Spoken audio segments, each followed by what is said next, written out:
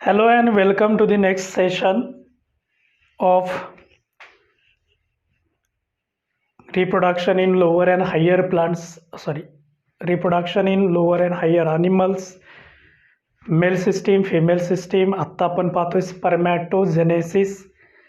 गॅमेटोजेनेसिसचा part आहे की जिथं स्पर्म्स तयार होतात आणि याच्यानंतर आपल्याला पाहायचं आहे तो म्हणजे स्पर्मचं स्ट्रक्चर पाहायचं आहे, structure of sperm.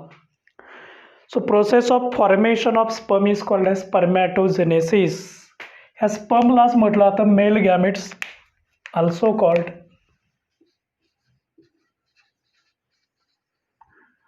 as male gametes,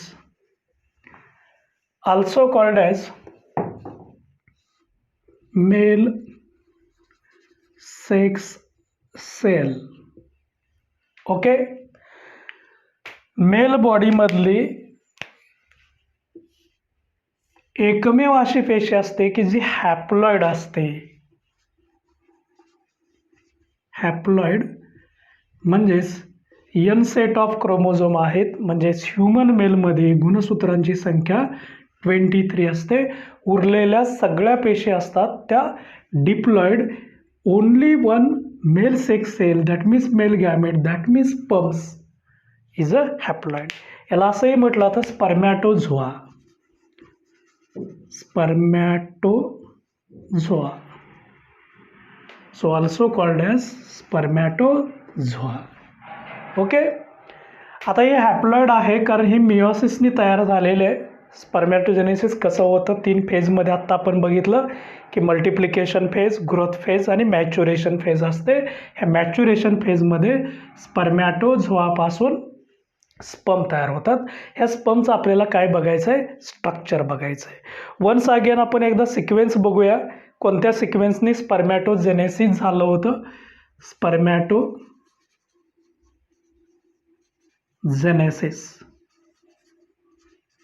okay, आता हे स्पर्मॅटोजेनेसिस कुठून स्टार्ट झालं. प्रिमॉर्डियल सेल कसे असते, डिप्लॉइड टू एन. याचं काय होतं, मायटॉसिस. मला वाटतंय हा फ्लोचार्ट आहे, थोडासा असा आपण व्हर्टिकल प्लॅनमध्ये बघूया म्हणजे आपल्याला समजायला सोपं जाईल. आणि मग स्ट्रक्चर बघूया आपण स्पर्म्स. स्पर्मॅटोजेनेसिस कसं होतं ते आपण फ्लोचार्टमध्ये दाखवतोय. स्पर्मॅटोजेनेसिस डायग्राम मगाशीच बघितली होती. कुठून सुरुवात होते, प्रिमॉर्डियल जर्म सेल किंवा जस्ट सेल म्हटलं चालेल, जर्म सेल म्हटलं तरी चालेल. ओके, हे असते 2n diploid 46 number of chromosomes. याचं होतं मायटॉसिस. लार्ज नंबरच्या सेल्स तयार होतात. त्या लार्ज सेलला म्हणायचं स्पर्मॅटोगोनिया.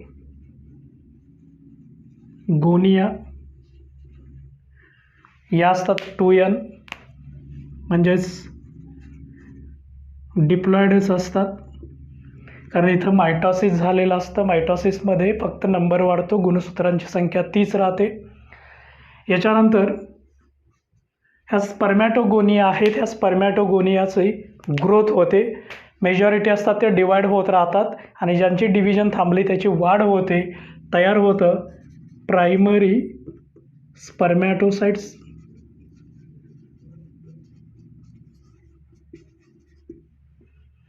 काय होतं, प्रायमरी स्पर्मॅटोसाइट्स. या ठिकाणी फक्त आणि फक्त फूड ॲब्सॉर्ब केलं जातं आणि ग्रोथ होते.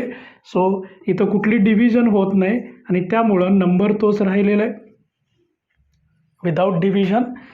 सो ॲब्सॉर्प्शन ऑफ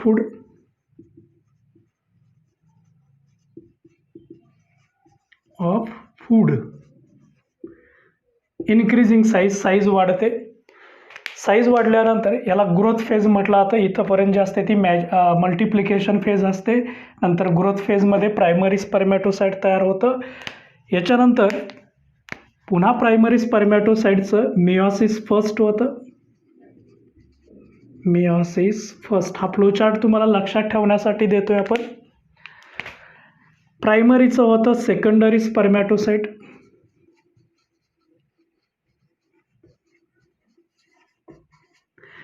आता लक्षात ठेवायचं meiosis first is a reductional division असते. रिडक्शन होतं म्हणजे गुणसूत्रांची संख्या कमी होते. 2nचं n होतं, डिप्लॉइडचं हॅप्लॉइड होतं, 46 चे 23 क्रोमोझोम होतात कारण meiosis first is a reduction division. Okay.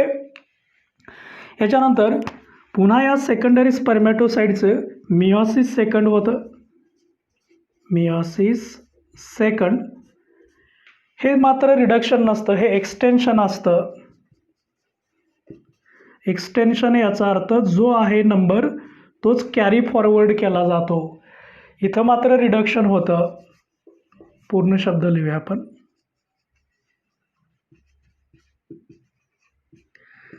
Number half होतो. इथे एक्सटेन्शन म्हणजे जो नंबर आहे तोच कॅरी फॉरवर्ड होतो. आणि सेकंडरी स्पर्मॅटोसाइटपासून स्पर्मॅटिड्स तयार होतात. स्पर्मॅटिड्स. ह्या स्पर्मॅटिडचा नंबर जो इथं आहे तोच राहतो कारण इथं काय होतं एक्सटेन्शन सिमिलर टू मायटॉसिस असतं. So number remain n, that means 23. आता हे स्पर्मॅटोस्टिड्स तयार झाले हे स्पेरिकल असतात, नॉन फंक्शनल असतात, इनॅक्टिव्ह असतात. ओके. याच्यामध्ये स्ट्रक्चरल चेंजेस होतात आणि स्ट्रक्चरल चेंजेस होणं याला म्हणायचं स्पर्मिओजेनेसिस. shows structural changes.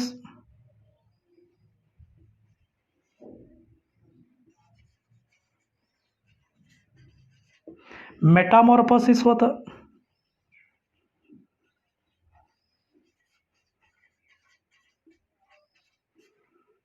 आणि हे मेटामॉर्फोसिस झालं की फायनली स्पर्म्स तयार होतात.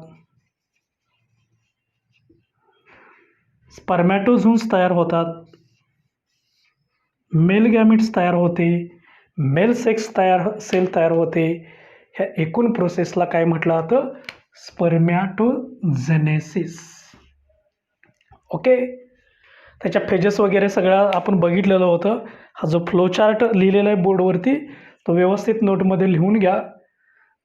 आणि आता फायनली आपल्याला हा जो स्पर्म बघितलेला आहे फॉर्मेशन ऑफ स्पर्म, ह्या स्पर्मचं काय पाहायचं आहे आपल्याला स्ट्रक्चर ऑफ स्पर्म बघायचं आहे. ओके.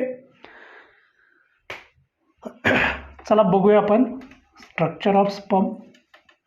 मेल गॅमिटचं स्ट्रक्चर, स्पर्मचं स्ट्रक्चर, मेल सेलचं स्ट्रक्चर, स्पर्मॅटोझोआचं स्ट्रक्चर सिमिलर आहे. सगळ्यांचा अर्थ एकच आहे. डायग्रामच्या साह्याने आपल्याला बघायचं आहे.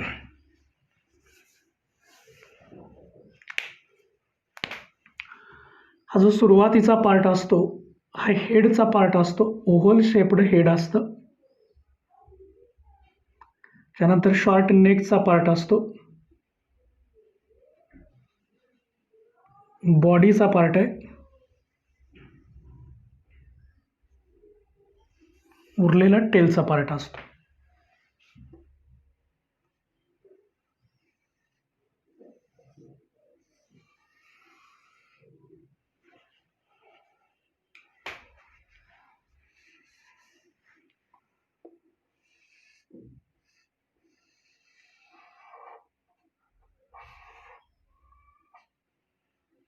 हा एंड पीस असतो नंतर.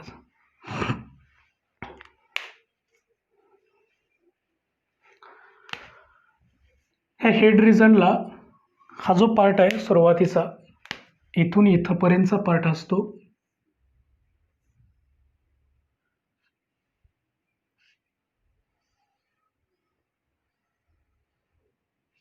हेडचा पार्ट आहे.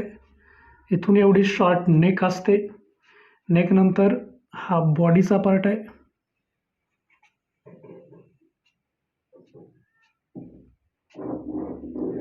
आणि बॉडी नंतर उरलेला हा लॉंग टेलचा पार्ट असतो. सो हेड, हा शॉर्ट पार्ट आहे तो नेक, हा मिडल पीस असतो किंवा बॉडी म्हटलं जातं.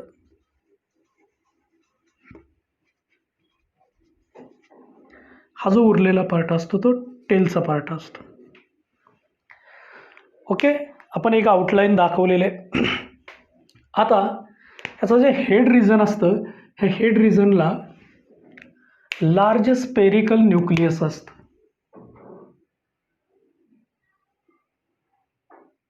Large and spherical nucleus.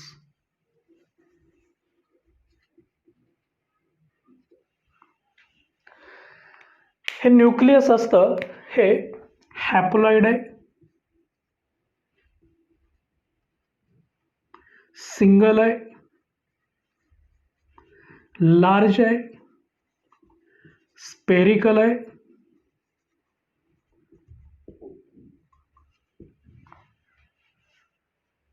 Nucleus मात्र नॉन मोटाईल असतं, having 23 number of chromosomes.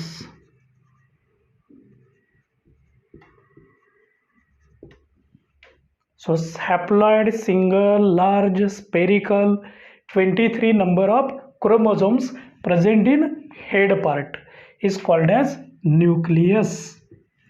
Nucleus part clear झाला. ह्या न्यूक्लियसच्या सभोवताली हा सायटोप्लाझम पण असतो. ही एकूण एकच पेशी आहे, इथून इथंपर्यंत सिंगल सेल आहे, त्याचा सायटोप्लाझम असतो. आणि या सायटोप्लाझमच्या वरच्या साईडला या ठिकाणी एक ॲक्रोसोम नावाचा पार्ट असतो. जेव्हा मेटामॉर्फोसिस होतं तेव्हा स्पर्मॅटिडपासून स्पर्म तयार होत असताना इथं एक ॲक्रोसोम तयार होतो आणि हा ॲक्रोसोम असतो टिपला कॅप लाईक स्ट्रक्चर असतं न्यूक्लियसच्या फ्रंट साईडला, याला म्हटलं जातं ॲक्रोसोम. ॲक्रोसोम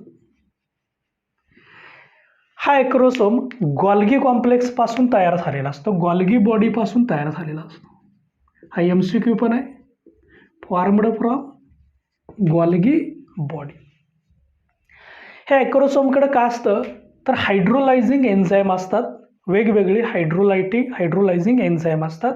so it consist of hydrolysing enzymes. Hydrolysing enzymes. आता या हायड्रोलायझिंग एन्झाईम्स कोणती असतात तर या हायड्रोलायझिंग एन्झाईममध्ये म्हणजे ही जी हायड्रोलायझिंग एन्झाईम आहे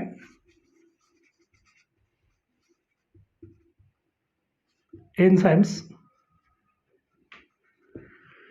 ब्रेक करणारी एन्झाईम्स असतात. स्पेशली त्याच्यात नंबर 1चं जे एन्झाईम असतं ते असतं हायलोरुनिडेज. हायलोरुनिडेज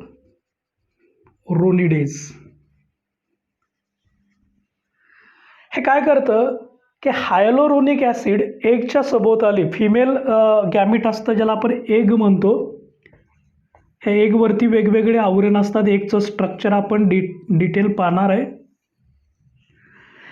हा जो बाहेरचा पार्ट असतो एगचा करोना रॅडिएटा, ह्या करोना रॅडिएटामध्ये एक हायलोरोनिक ॲसिड असतं, हायलोरोनिक ॲसिड. आणि जेव्हा स्पर्म याच्या जवळ येणार हे हायलोरोनिक ॲसिडला ब्रेक करणारे एन्झाईम असतं हायलोरुनिडेज एन्झाईम. कोणाला ब्रेक करतं? हायलोरोनिक ॲसिड. ओके, दुसरं एक एन्झाईम असतं प्रोटिओलायटिक एन्झाईम असतात की जे प्रोटीन लेयर्स असतो त्याला ब्रेक करतात. प्रोटिओलायटिक एन्झाईम, प्रोटिओलायटिक एन्झाईम. आणि ह्या करोना रॅडिएटामधून आत जाण्यासाठी करोना पेनेट्रेशन एन्झाईम असतं,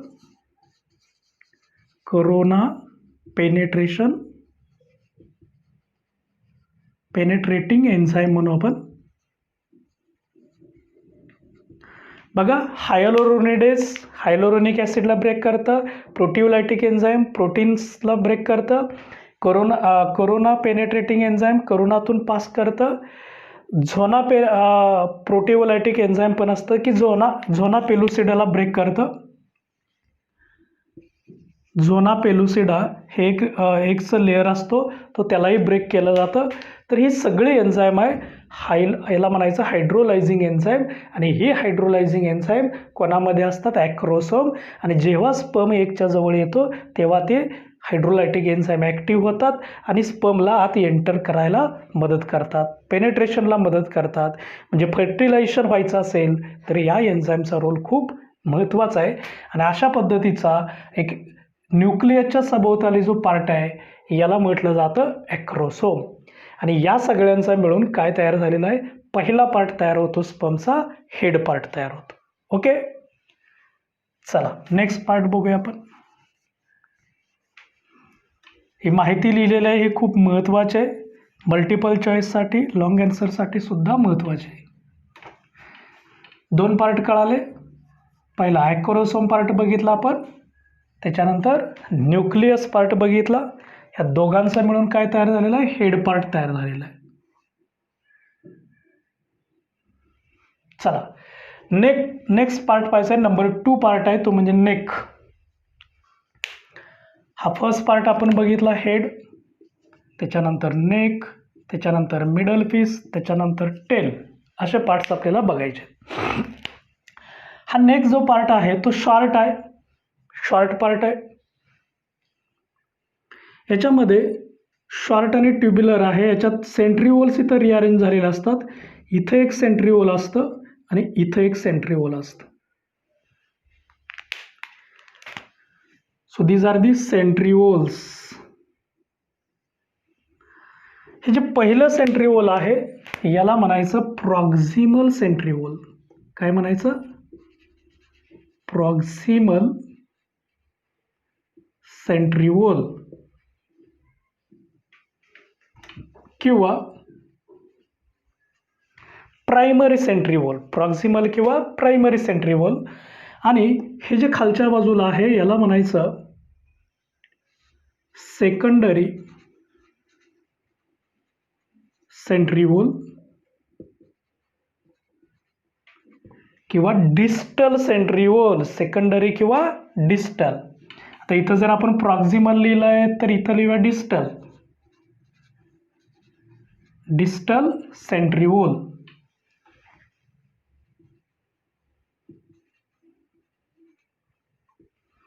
ओके, म्हणजे सुरुवातीचा याला काय म्हणायचं? प्रॉक्सिमल किंवा काय म्हणायचं? Primary centriole. 1 डिग्री म्हणजे प्रायमरी म्हणत असतो आपण. याला आपण सेकंडरी सेंट्रिओल असं म्हणूया. Proximal, distal. आता हे 2 सेंट्रिओल असतात त्यापैकी हे जे डिस्टल सेंट्रिओल असतं याच्यापासून काही फिलामेंट्स तयार झालेले असतात. ॲक्झियल फिलामेंट असतात. हे मिडल पीसमध्ये येतात आणि टेल फायबरमध्ये पास होतात.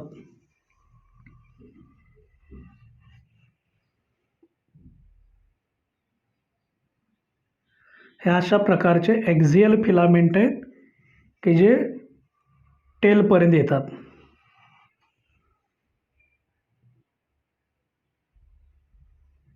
बरोबर मिडल पीसच्या सेंटरने हे फिलामेंट सगळे असतात.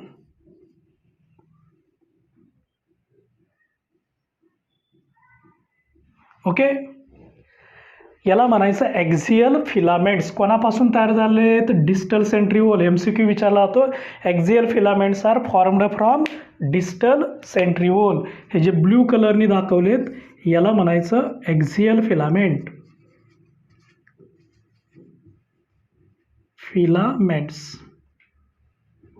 Formed from distal centriole. Okay, आता हे जे हा मिडल पीस आपण लिहिलेला आहे, ह्या मिडल पीसमध्ये सायटोप्लाझम असतोच. इकडेही सायटोप्लाझम भरलेला आहे कारण ही टोटल एकच सेल आहे, सिंगल सेल आहे शेवटपर्यंत. याच्यामध्ये मात्र मिडल पीसमध्ये ज्या मायटोकॉन्ड्रिया असतात त्या स्पायरली अरेंज होतात. So shows spirally arranged mitochondria. म्हणजे ह्या मायटोकॉन्ड्रिया अशा स्पायरली अरेंज होतात.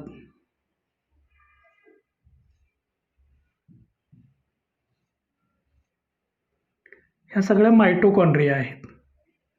Spiral arrangement of mitochondria.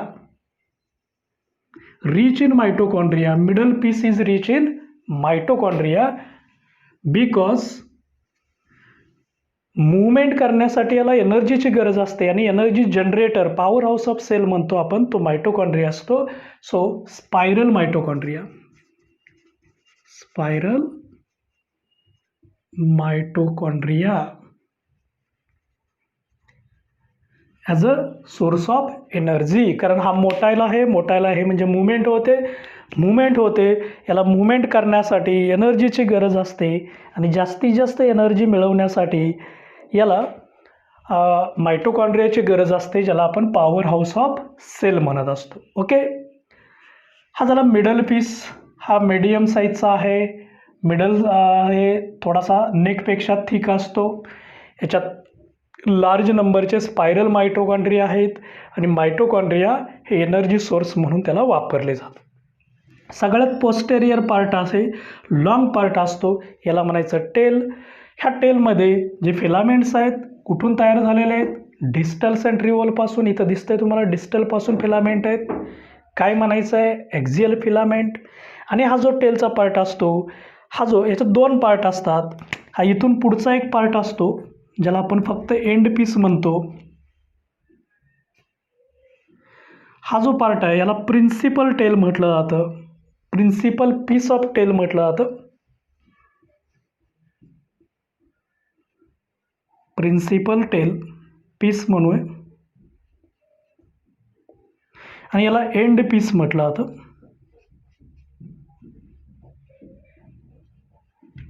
आता या दोघांच्यातला फरक काय आहे? तर फरक असा असतो की इथंपर्यंत प्रिन्सिपल पीस जिथंपर्यंत आहे इथंपर्यंत सायटोप्लाझमिक मेम्ब्रेन असतो, स्मॉल सायटोप्लाझम पण असतो, कवर्ड बाय सायटोप्लाझमिक मेम्ब्रेन. आणि इकडं मात्र सायटोप्लाझमिक मेम्ब्रेन नसतं. हा शेवटचा पार्ट असतो, याला म्हणायचं end piece. So this is the structure of sperm. Okay. आता या स्पर्मचे कॅरेक्टरिस्टिक्स जर पाहायचं म्हटलं तर हा हॅप्लॉइड आहे, राईट. म्हणजेच एन नंबरचे न्यूक्लियस आहे, त्याच्यात फक्त एन नंबरचा सेट आहे, म्हणजे 23 क्रोमोझोम्स असतात. So called as haploid.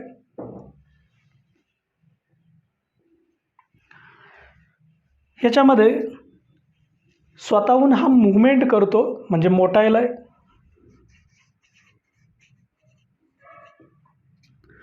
Elongated आहे.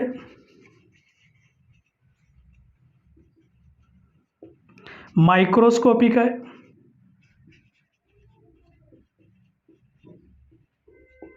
साईज जर लेंथ बघितली तर अबाउट 60 मायक्रॉन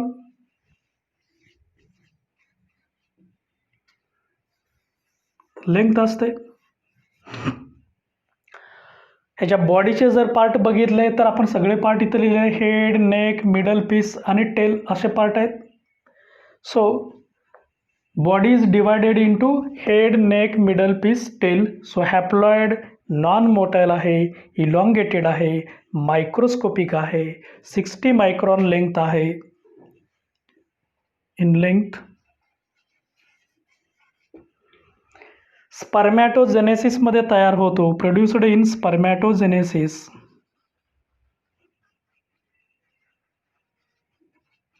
हे स्पर्मॅटोजेनेसिस तयार होतं seminiferous tubule. Seminiferous tubule. And this is about structure of sperm. खूप डिटेल पार्ट आपण बघितलेला आहे, स्पर्मचा स्ट्रक्चरचा पार्ट पाहिलेला आहे. डायग्राम ही तुम्हाला डिटेल दिलेले आहे, डायग्राम काढून घ्या. हेड, मिडल पीस, टेल, त्याच्यानंतर त्याचे कॅरेक्टरिस्टिक्स इकडं आपण साईडला लिहिलेले आहेत. कॅरेक्टरिस्टिक्स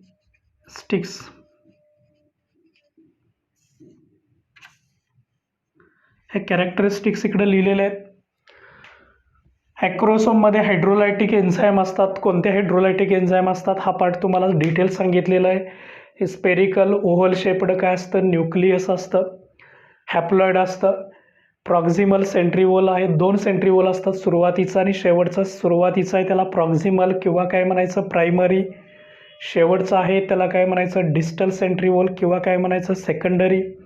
डिस्टल सेंट्रिओलपासून फिलामेंट तयार होतात, याला म्हणायचं ॲक्झियल फिलामेंट, टेलपर्यंत असतात.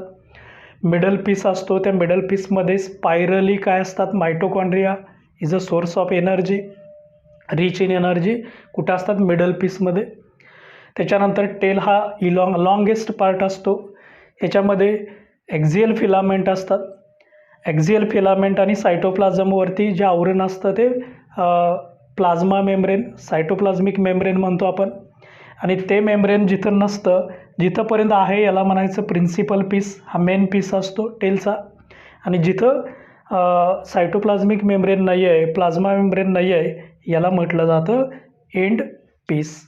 So this motile sperm is produced in spermatogenesis, seminiferous tubule, त्याची लेंथ आहे 60 मायक्रॉन, मायक्रोस्कोपिक आहे, इलॉंगेटेड आहे, मोटाईल आहे, हॅप्लॉइड आहे, with single large spherical nucleus, oval shaped nucleus असतं किंवा स्पेरिकल असतं. So this is about structure of sperm.